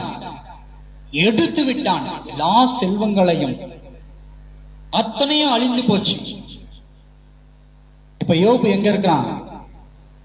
நம்முடைய பாஷையில சொல்லணும்னா ஒன்றும் இல்லாதவனாய் நடுத்தெருவில் நின்று கொண்டிருக்கிறான். கிறிஸ்துவுக்குள் அருமையான தேவனுடைய ஜனமே, யோபுவை பார். அவன் உலகத்திலே மிகுந்த ஆஸ்தி மிகுந்தவனாய் காணப்பட்டான், ஐஸ்வர்யவனாய் காணப்பட்டான். அப்படிப்பட்டதான யோபு எல்லாவற்றையும் இழந்து எங்கே நின்று கொண்டிருக்கிறான்? எங்கே நின்று கொண்டிருக்கிறான்? நடுத்தெருவிலே நின்று கொண்டிருக்கிறான். இப்பொழுது அவனுடைய பிள்ளைகள் கூட மரித்து போய்விட்டார்கள். ஒருத்தர் கூட இல்ல, எல்லாருமே மரித்து போய்விட்டார்கள். கொஞ்சம் நல்லா யோசிச்சு பாருங்களேன். இதுக்கப்புறமா யோபுனுடைய மனைவி சொல்லுகிறதான காரியம் என்ன? ஏயா நீ எல்லாம் இன்னும் ஜீவனை வச்சுனுகிற? தேவனை தூஷித்து ஜீவனை விடு என்று அவள் கூட சொல்றா. அப்படி சொன்ன யோபுவின் மனைவி கூட ஒருபோதும் யோபுவை விட்டு பிரிந்து சென்றாள் என்று வேதத்தில் குறிப்பிடப்படவே இல்லை. அல்லேலூயா, அல்லேலூயா. நல்லா கொஞ்சம் யோசிச்சுக்கணும். உலகத்திலேயே மிகுந்த ஆஸ்தி உள்ளவன் யோபு. அந்த யோபுவின் குடும்பத்தில் இணைக்கப்பட்ட மனைவி ஆஸ்தி இல்லாத நிலையில் கூட தப்பி தவறி அவருடைய உலகத்தின் நிமித்தமாய் அவருடைய வாயிலிருந்து வருகிறதான வார்த்தை தேவனை தூஷித்து ஜீவனை விடு என்று வந்ததான வார்த்தை. ஆனால் அப்படிப்பட்டதான சொன்ன யோபின் மனைவி கூட ஒருபோதும் என்ன பண்ணல, இவங்கிட்ட எதுவுமே இல்ல, இனிமேல் இவங்கிட்ட நான் வாழ்க்கையை நடத்துறதும் ஒண்ணுதான், நடத்தாம போவதும் ஒண்ணுதான் சொல்லிட்டு அவனை விட்டு விட்டு தன் வாழ்க்கையை வேறொருவரோடு கூட இணைத்து கொள்ள அவர் ஒருபோதும் நினைத்ததே கிடையாது. கடைசி பரியந்தம் யோபுடைய உபத்திரவங்களிலே யோபு கூடவே இருக்கிற ஒரு மனுஷியாய் காணப்படுகிறாள் யோபுவின் மனைவி. மீண்டுமா யோபு ஆசீர்வதிக்கப்படும் பொழுது, எல்லாவற்றையும் இரட்டத்தனையாய் அவன் சுதந்தரித்துக் கொள்ளும் பொழுது கூட பிள்ளைகளையும் இரட்டத்தனையான ஆசீர்வாதத்தின் நிமித்தமாய் சுதந்தரித்துக் கொள்கிறான். எப்படி? யோபுவின் மனைவியோடே பிள்ளைகளையும் இரட்டத்தனையாய் அவன் சுதந்தரித்துக் கொள்கிறான் என்று நாம் வேதத்தில் வாசிக்கிறோம். வேறொரு பெண்ணோடு அவன் சுதந்தரித்துக் கொண்டான் என்று நாம் வேதத்திலே வாசிக்கவில்லை. தன் மனைவியோடு இசைந்துதான் அவன் என்ன செய்தான்? பிள்ளைகளை இரட்டத்தனையான ஆசீர்வாதத்தை சுதந்தரித்துக் கொள்ளுகிறான். நன்றாய் அறிந்து கொள், தேவன் இணைத்ததை மனிதன் பிரிக்காதிருக்க கடவன். ஒருபோதும் மனிதன் என்ன பண்ணக்கூடாது? பிரிக்க கூடாது. ஏன் யோபுவின் மனைவி நினைச்சிருந்தா போயிருக்க முடியாதா? இவன் பயங்கர கோட்டீஸ்வரனா இருந்தான், நான் அவனை கல்யாணம் பண்ணிக்கிட்டேன், இன்னைக்கு ஒண்ணுமே இல்லாம அவனுடைய சரீரம் அழுகிய நிலையிலே சாம்பலிலே உட்கார்ந்து கொண்டு திருவோடு ஏந்தி கொண்டிருக்கிறான், ஓட்டை வைத்து சொரிஞ்சி கொண்டிருக்கிறான். இன்னமும் நான் இவன் கூட வாழ்க்கை நடத்தணுமா என்று அவள் வேறொரு துணையை தேடி செல்லவில்லை.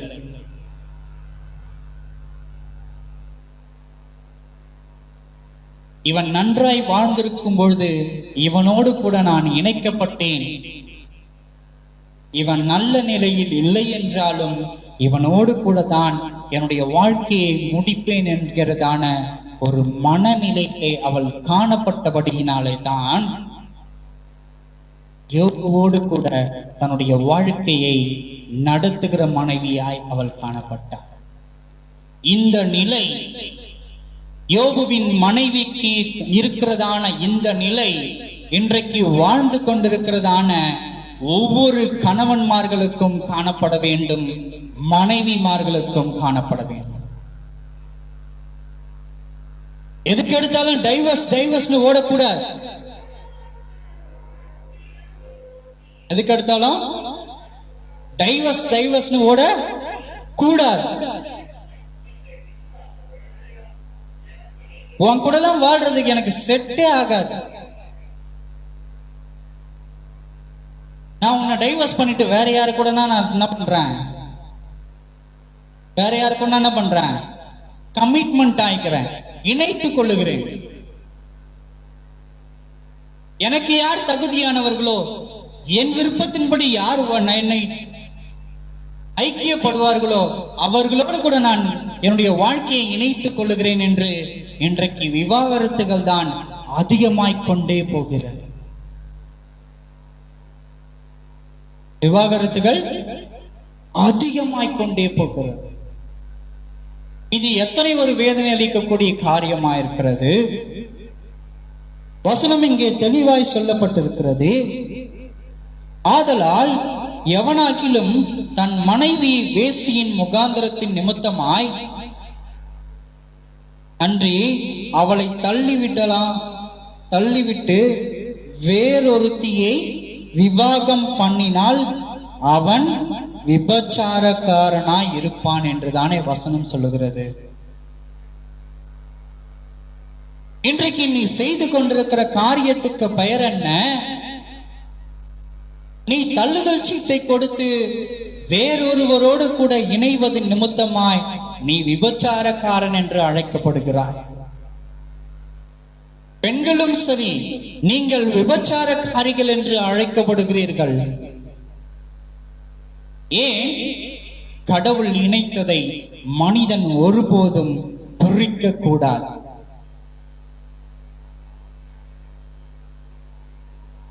கடவுள் இணைத்ததை முடிவு பரியந்தமும் அந்த இணைப்பிலே நிலைநிற்கிறவர்களாய் காணப்பட வேண்டும்.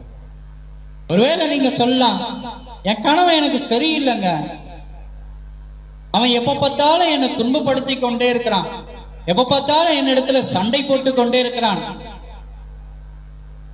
அவன் கூட என்னால வாழ்க்கையை நடத்த முடியாது,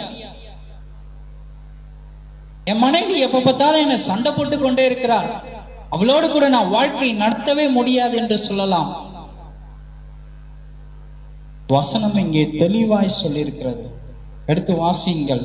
1 கொரிந்தியர் 6:15. 1 கொரிந்தியர் 6:15.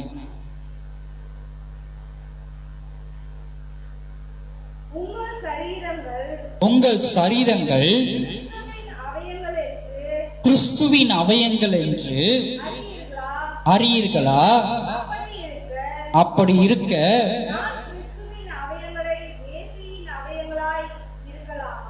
நான் கிறிஸ்துவின் அவயங்களை வேசியின் அவயங்களாக்கலாமா?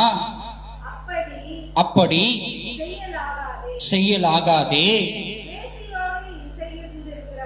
வேசியோடு இசைந்திருக்கிறவன் அவளுடனே ஒரே சரீரமாய் இருக்கிறான் என்று அறியீர்களா? இருவரும் ஒரே மாம்சமாய் இருப்பார்கள் என்று சொல்லி இருக்கிறதே. அப்படியே கர்த்தரோடு இசைந்திருக்கிறவனும் அவருடனே ஒரே ஆவியாய் இருக்கிறான். வேசித்தனத்திற்கு விலகி ஓடுகிறவர்கள்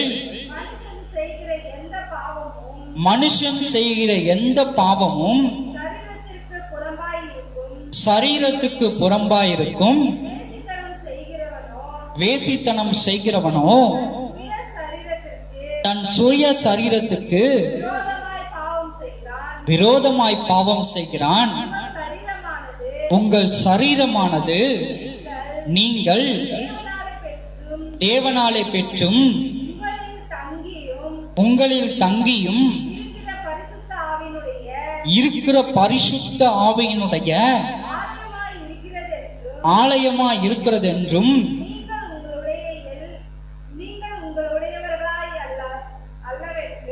நீங்கள் உங்களுடையவர்கள் அல்லவென்று அறியீர்களா? கிரயத்துக்கு கொல்லப்பட்டீர்கள். ஆகையால் தேவனுக்கு உடையவர்களாகிய உங்கள் சரீரத்தினாலும் உங்கள் ஆவியினாலும் தேவனை மகிமைப்படுத்துங்கள் என்று அப்போஸ்தலனாகிய பவுல் கொரிந்துவுக்கு எழுதப்படும் போது இவ்விதமாய் சொல்லுகிறார். அவர் சொல்லுகிறதான காரியம் என்ன? நீங்கள் கிறிஸ்துவனுடைய சரீரங்களாய் இருக்கிறீர்களே,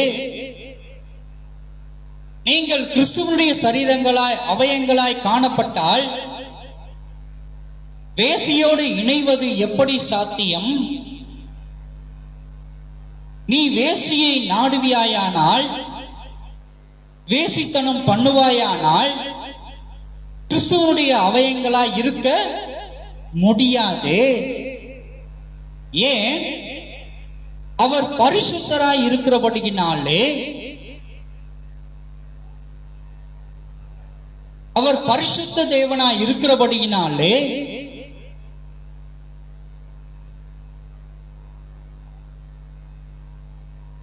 நாம் கிறிஸ்துவுடைய சரீரங்கள் என்று எப்படி நம்மால் சொல்ல முடியும்? அவரோடு கூட இசைந்திருப்பதினால் தானே. அவரோடு இசைந்திருந்தால், அவரோடு ஐக்கியப்பட்டிருந்தால் நாம் கிறிஸ்துவிலே ஒரே சரீரமாய் காணப்படுகிறோம்.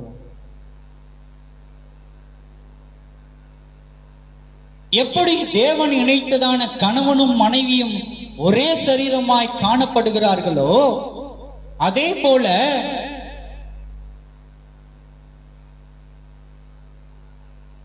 தேவனுக்கு கீழ்ப்படிந்திருக்கிறதான ஒவ்வொரு குடும்பமும் இயேசுவோடு இணைக்கப்பட்டவர்களாய், இயேசுவின் அன்பில் பிணைக்கப்பட்டவர்களாய், ஐக்கியப்பட்டவர்களாய் ஒரே சரீரத்தில் இருக்கிறார்கள் என்று இங்கு வசனம் சொல்லுகிறதே.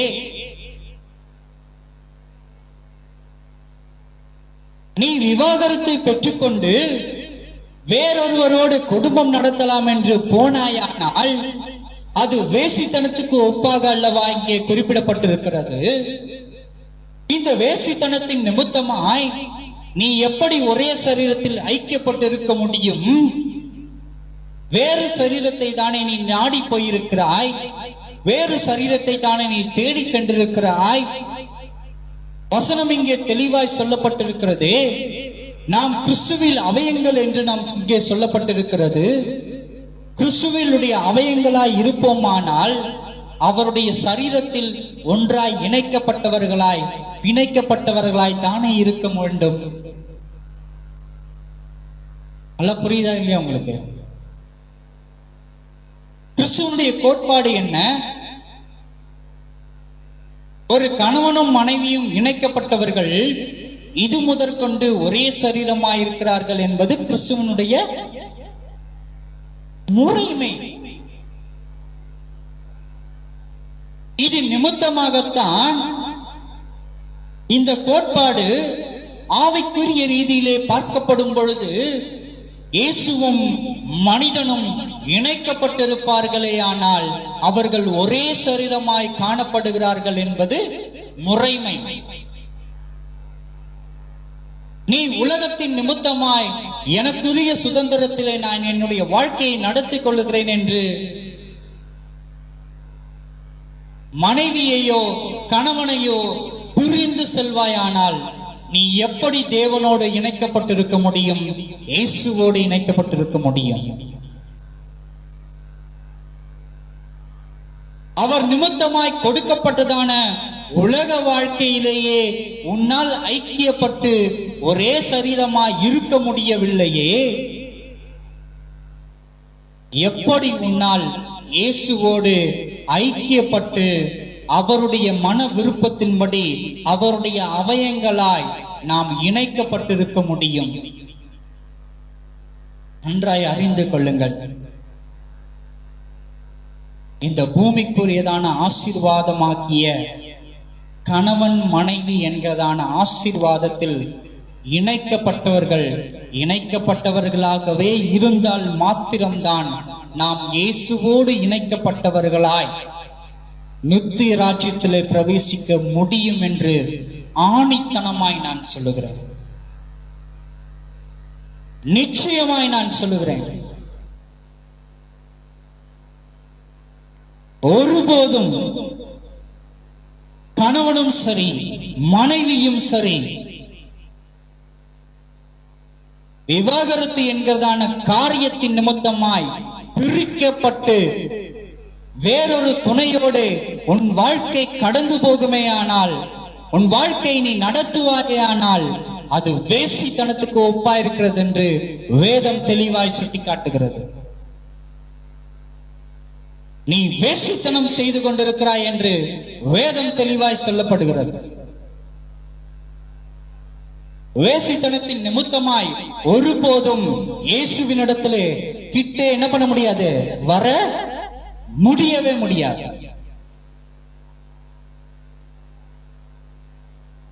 ஒருவேளை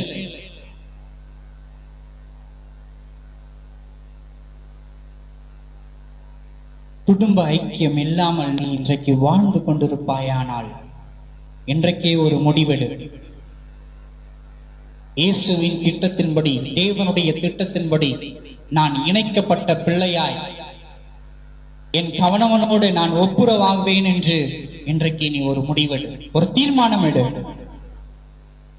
என் மனைவியோடு நான் ஒப்புரவாகுவேன் என்று நீ தீர்மானம் எடு. வெளி வேஷத்துக்கு மாத்திரம் கணவனும் மனைவியால் காட்டிக்கொள்ளாமல்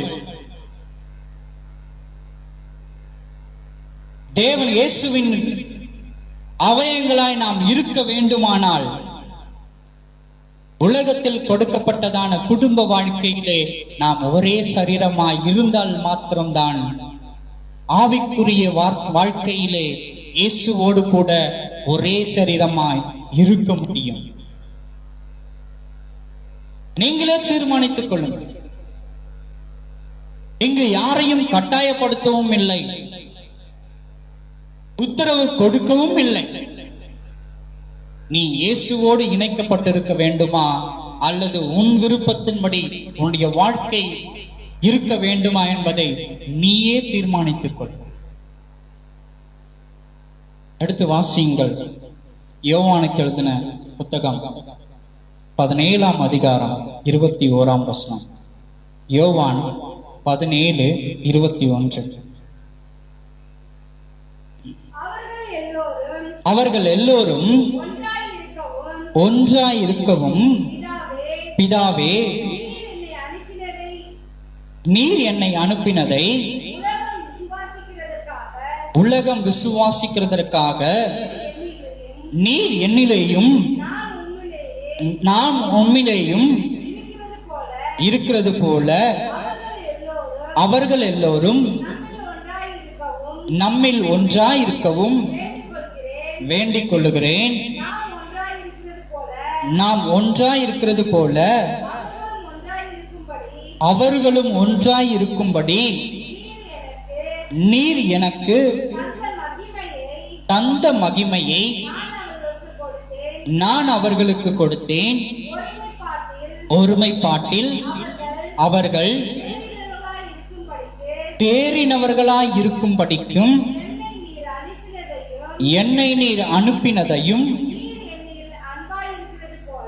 நீர் என்னில் அன்பாய் இருக்கிறது போல அவர்களிலும் அன்பாய் இருக்கிறதையும் உலகம் அறியும்படிக்கும் நான் அவர்களிலும் நீர் என்னிலும் இருக்கும்படி வேண்டிக் கொள்ளுகிறேன். பிதாவே, உலகம் தோற்றத்திற்கு முன் நீர் என்னில் அன்பாய் இருக்கிறபடியினால் நீர் எனக்கு தந்த என்னுடைய மகிமையை நீர் எனக்கு தந்தவர்கள் காணும்படியாக நான் எங்கே இருக்கிறேனோ அங்கே அவர்களுக்கும் என்னுடனே கூட இருக்க விரும்புகிறேன்.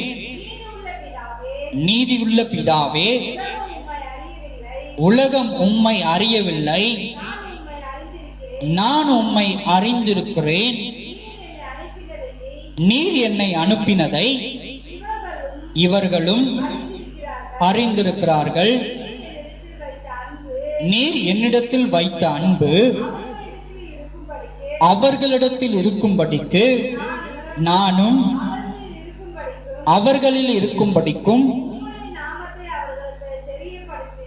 உம்முடைய நாமத்தை அவர்களுக்கு தெரியப்படுத்தினேன், இன்னும் தெரியப்படுத்துவேன் என்றார். கிறிஸ்துவுக்குள் அருமையான தேவ ஜனமே, இந்த யோவான் 17ஆம் அதிகாரம் 21ஆம் வாக்கியம் முதல் 26ஆம் வாக்கியம் வரைக்கும் நீங்கள் நிதானமாய் வாசித்து பாருங்கள், தியானியுங்கள். அவர் இங்கே தெளிவாய் சொல்லி இருக்கிறார்.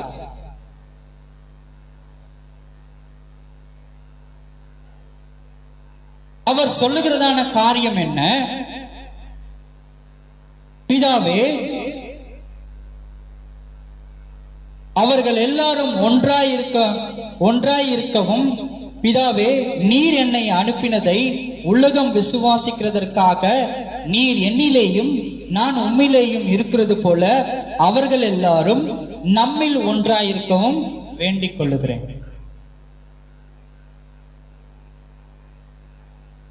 இங்கே குடும்ப வாழ்க்கையில் இணைக்கப்பட்டிருக்கிறதான கோட்பாடு என்ன? நன்றாய் அறிந்து கொள்ள வேண்டும்.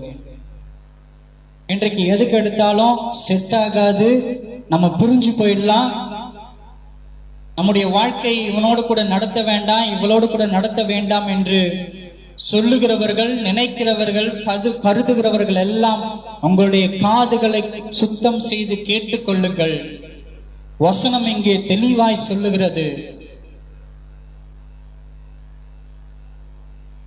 இயேசுவும் தேவனும் ஒன்றாய் இருக்கிறது போல. எப்படி? இயேசுவும் தேவனும் ஒன்றாய் இருக்கிறது போல அவர் எதற்காக இந்த பூமிக்கு வந்திருக்கிறார்? அவர் எவ்விதமாய் ஒன்றாய் இருக்கிறாரோ அதே விதமாய் நாம் இந்த குடும்ப வாழ்க்கையில் ஒரே சரீரமாய் இணைக்கப்பட்டவர்களாய் இருக்க வேண்டும் என்று காண்பிப்பதற்காக.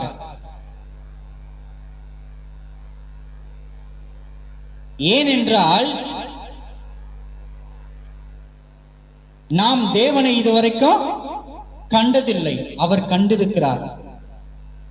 அவர்கள் இருவரும் ஒன்றாயிருக்கிறார்கள், ஒரே சரீரம், ஒரே மாம்சம்.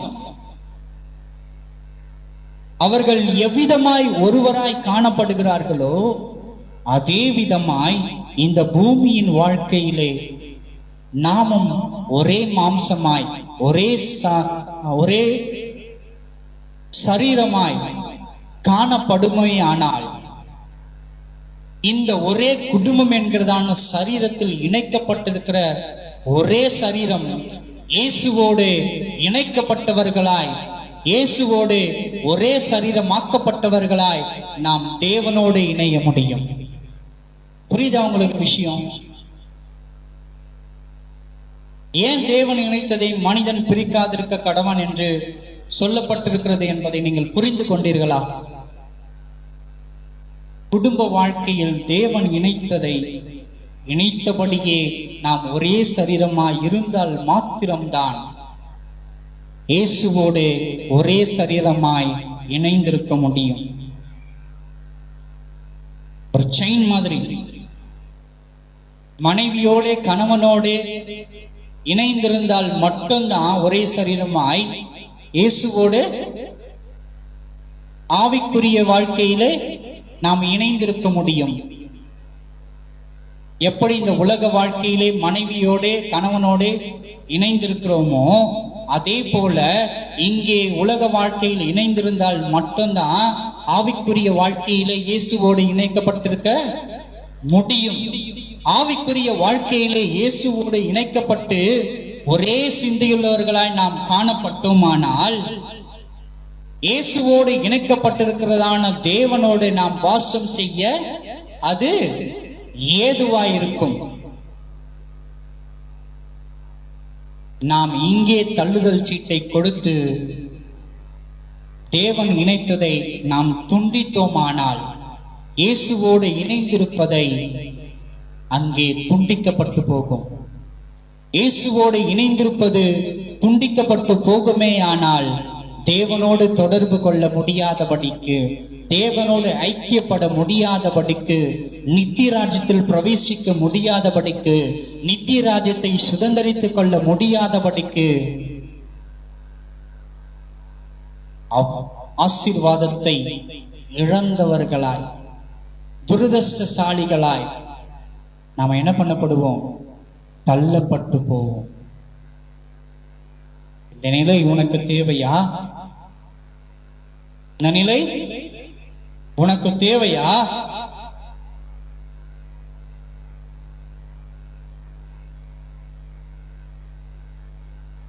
நாம் எல்லாம் எதற்காக படைக்கப்பட்டோம்? அவருக்காக படைக்கப்பட்டோம் என்று வசனம் இங்கே தெளிவாய் சொல்லப்பட்டிருக்கிறது. 24வது வசனத்திலே, பிதாவே, உலக தோற்றத்துக்கு முன் நீர் என்னில் அன்பாயிருந்ததினால் நீர் எனக்கு தந்த என்னுடைய மகிமையை நீர் எனக்கு தந்தவர்கள் காணும்படியாக. வசனம் இங்க தெளிவா சொல்லுது, நீர் எனக்கு தந்தவர்கள். நாம் எல்லாம் யாருக்கு கொடுக்கப்பட்டிருக்கிறோம்? இயேசுவுக்கு கொடுக்கப்பட்டிருக்கிறோம். ஏதோ இந்த பூமியில பிறந்தோம், பூமியை சுதந்திரித்துக் கொண்டோம், வாழ்க்கையை என் விருப்பத்தின்படி வாழ்ந்து கடந்து போக வேண்டும் என்று எண்ணம் உன்னிடத்தில் இருக்குமானால் இன்றோடு அதை மாற்றிக்கொள். ஏனென்றால் நீ படைக்கப்பட்டது உன் விருப்பத்தின்படி உன்னுடைய வாழ்க்கையை அமைத்துக் கொள்ள அல்ல, தேவனுடைய விருப்பத்தின்படி இயேசுவுக்காக வாழ்வதற்காகத்தான். எப்படி? தேவனுடைய விருப்பத்தின்படி இயேசுவுக்காய் வாழ்வதற்காகத்தான் உன்னை படைக்கப்பட்டிருக்கிறது, உன்னை உருவாக்கப்பட்டிருக்கிறது. இனி யாருடைய வாய்களில் இருந்தும் என் விருப்பம், நான் எதுக்கு பிறந்தேன், ஜாலியா இருக்கணும், வரக்கூடாது. நீ இயேசுவுக்காய் படைக்கப்பட்டிருக்கிறாய். வசனம் இங்க தெளிவாய் சொல்லுகிறது, நீர் எனக்கு தந்தவர்கள் காணும்படியா. தேவன் சிருஷ்டித்து தன் சாயலாக சிருஷ்டித்து இயேசுவுக்கு கொடுத்திருக்கிறார். நீ இயேசுவுக்காய் படைக்கப்பட்ட பிள்ளை. இயேசுவுக்காய் படைக்கப்பட்ட பிள்ளை நீ எப்படி காணப்பட வேண்டும்? அவர் எந்த விதமாய் பரிசுத்தராய் இருக்கிறாரோ அதே பரிசுத்தம் உன்னில் காணப்பட வேண்டும். இந்த உலக வாழ்க்கைக்காய் நீ இயேசுவை விட்டு விலகுவாயானால் உன் இயேசுவினிடத்திலிருந்து கைவிடப்பட்ட பிள்ளையாய் நீ என்ன பண்ணுவ? அக்னி கடலிலே தள்ளப்பட்டு போவான். அக்னி கடலிலே தள்ளப்பட்டு போவாய். கடைசியாய் ஒரு வசனத்தை மாத்திரம் நாம் வாசித்து விட்டு கடந்து சொல்லுவோம், நீர் எனக்கு தந்தவர்கள் காணும்படியாக. நாம அவருக்கு தந்தவர்கள், இயேசுவுக்கு கொடுக்கப்பட்டவர்கள். எடுத்து வாசிங்க, மல்கியாவின் புஸ்தகம் 2ஆம் அதிகாரம் 15ஆம் வசனம் என்ன சொல்கிறது என்று. மல்கியா 2ஆம் அதிகாரம் 15ஆம் வசனம்.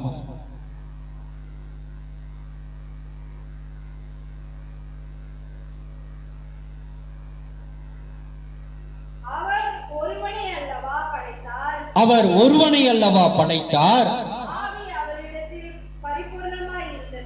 ஆவி அவரிடத்தில் பரிபூர்ணமாயிருந்ததே, பின்னை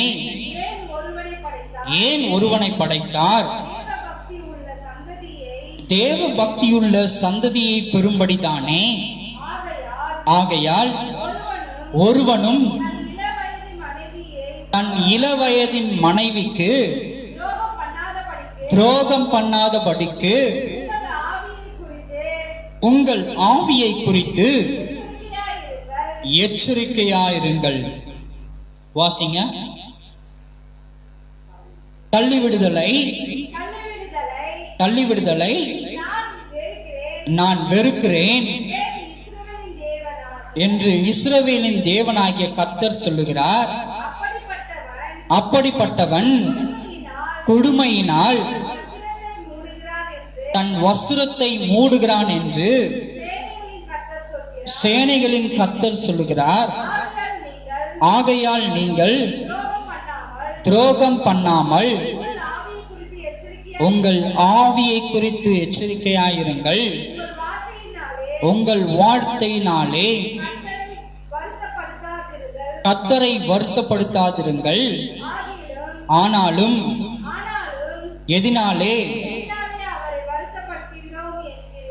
எதனாலே அவரை வருத்தப்படுத்துகிறோம் என்கிறீர்கள்? பொல்லாப்பை செய்கிறவனும்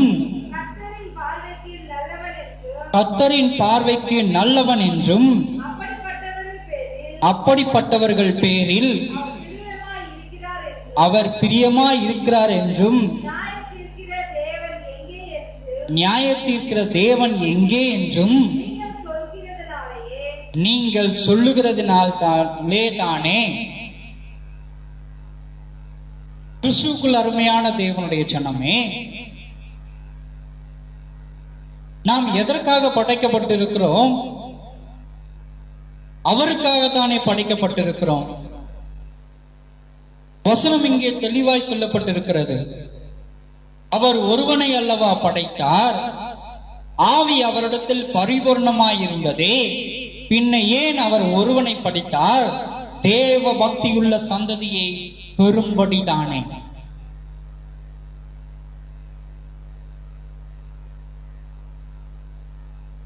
அவர் ஒருவனை அல்லவா படைத்தார், குடும்பம் என்கிறதான ஒருவனைத்தானே அவர் படைத்திருக்கிறார். அங்கே எப்படி இரு மனங்கள் வந்தது? எப்படி இரண்டு சிந்தைகள் வந்தது? எப்படி இரண்டு ஆலோசனைகள் வந்தது? எப்படி இரண்டு எண்ணங்கள், எப்படி இரண்டு கருத்துகள் வந்தது? வசனம் இங்கே தெளிவாய் சொல்லியிருக்கிறது. அவர் ஒருவனை அல்லவா படைத்தார். இது முதற்கொண்டு இவர்கள் இருவரும் ஒரே மாம்சமாயிருப்பார்கள். ஒருவனை அல்லவா படைத்தார். எதற்காக அவர் குடும்பமாய் படைத்தார்? தேவ பக்தியுள்ள சந்ததியை பெறும்படிதானே. இன்றைக்கு தேவ பக்தியுள்ள சந்ததியை உருவாக்குவது யார்? நீங்கள் உருவாக்குகிறீர்களா? நாம் உருவாக்கி கொண்டிருக்கிறோமா? அவருடைய எதிர்பார்ப்பின்படி தேவ பக்தியுள்ள சந்ததியை நாம் பெற்றெடுத்துக் கொண்டிருக்கிறோமா? இல்லையே. காரணம் என்ன? இந்த உலகத்தில் நான் பிறந்தது என்னுடைய விருப்பத்தின்படி வாழ வேண்டும் என்கிறதான எண்ணம் ஒருவருக்குள்ளும் இருப்பதினால் தானே. என் விருப்பத்தின்படி என்னுடைய வாழ்க்கை அமைய வேண்டும் என்கிறதான எண்ணத்தின் நிமித்தமாய் நீ எப்படி தேவ சந்ததியை பெற்றெடுக்க முடியும்? நீ தேவ சந்ததியை பெற்றெடுக்க வேண்டுமானால் அவருடைய விருப்பத்தின்படி நீ தேவ புத்திரர்களை பெற்றெடுக்க வேண்டுமானால் அவர் அமைத்ததான இந்த உலக வாழ்க்கையிலே கணவனும் மனைவியுமாய் யார் யாரை எவ்விதமாய் அவர் இணைத்திருக்கிறாரோ அதே இணைப்பில் முடிவு பரியந்தம் நிலை நிற்கிறவர்களாய் காணப்பட வேண்டும். அப்படி நிலை நின்றால் மாத்திரம்தான் இயேசுவோடு கூட இணைக்கப்பட்ட குடும்பமாய் தேவ சந்ததிகளை நாம் பெற்றெடுத்து கொண்டு போய் பரலோக பரம கானானிலே தேவ புத்திரர்களாய் நாம் சேர்க்க முடியும்.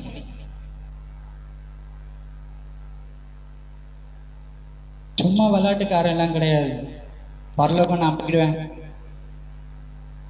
யார் யாரெல்லாம் பரலோகத்துக்கு போவேன் கை தூக்குங்க. இல்ல, வசனம் இங்க தெளிவா சொல்லப்பட்டிருக்கிறது. வேசித்தனத்தின் முகாந்திரத்தின் நிமித்தமாய் ஒருபோதும் உன்னால் என்ன பண்ண முடியாது? பரலோகத்துக்குள்ளே பிரவேசிக்க முடியாது.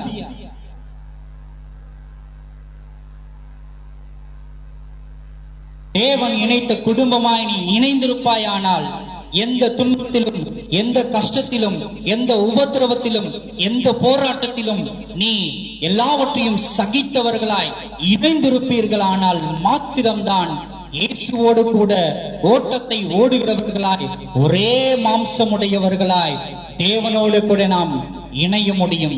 தேவ புத்திரர்களாய்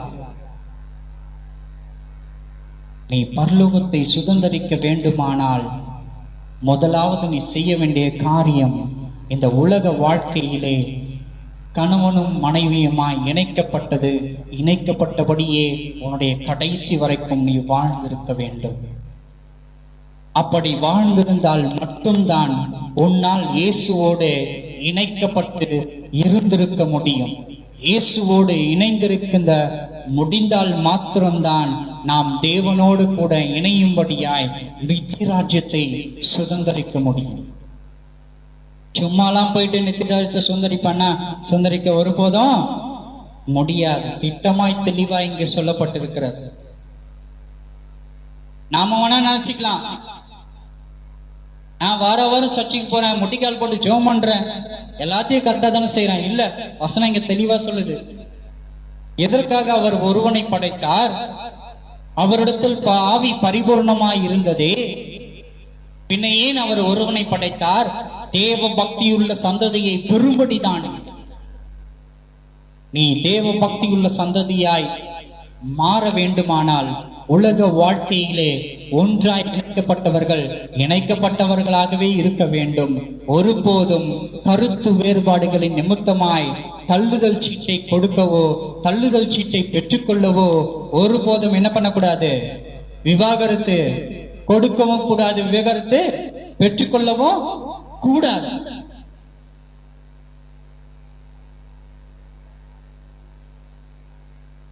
எல்லாவற்றையும் உங்களுடைய கரங்களிலே ஒப்புக் கொடுக்கிறேன்.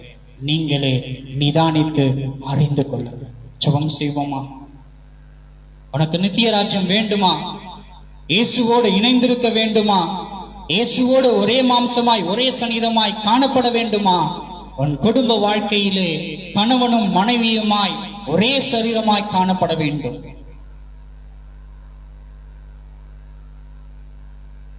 மகிமையுள்ள தேவனே, நன்றியோடு சோத்திரிக்கிற கர்த்தாவே, துதிக்கிறோம் சுவாமி, போற்றுகிறோம் ஆண்டவரே. கணவனும் மனைவியுமாய் இணைக்கப்பட்டவர்கள் ஒரே சரீரமாய் இந்த உலக வாழ்க்கையிலே இணைந்திருக்கவும், அதன் நிமித்தமாய் இயேசுவினுடைய சரீரத்திலே இணைக்கப்பட்டவர்களாய் நித்திய ராஜ்யத்தை சுதந்திரித்து உம்மோடு கூட தேவனாகிய கர்த்தாவே நாங்கள் இணையும்படியாய் நீர் எங்களை தகுதிப்படுத்துவீராக. ஒருபோதும் கருத்து வேறுபாடுகளின் நிமித்தமாய் நாங்கள் தள்ளுதல் சீட்டை கொடுக்கவோ பெற்றுக்கொள்ளவோ கூடாதபடிக்கு அவைகளிலிருந்து நாங்கள் விலகி இருக்க கிருபையருளச் செய்வீராக சுவாமி. இப்ப எங்களை பாதுகாத்துக் கொள்ளுங்க, பலப்படுத்துங்க, வழிநடத்துங்க, ஆசீர்வதிங்க. இயேசுவின் கேட்கிறோம் எங்கள் ஜீவனுள்ள பிதாவே. ஆமென். ஆமென்.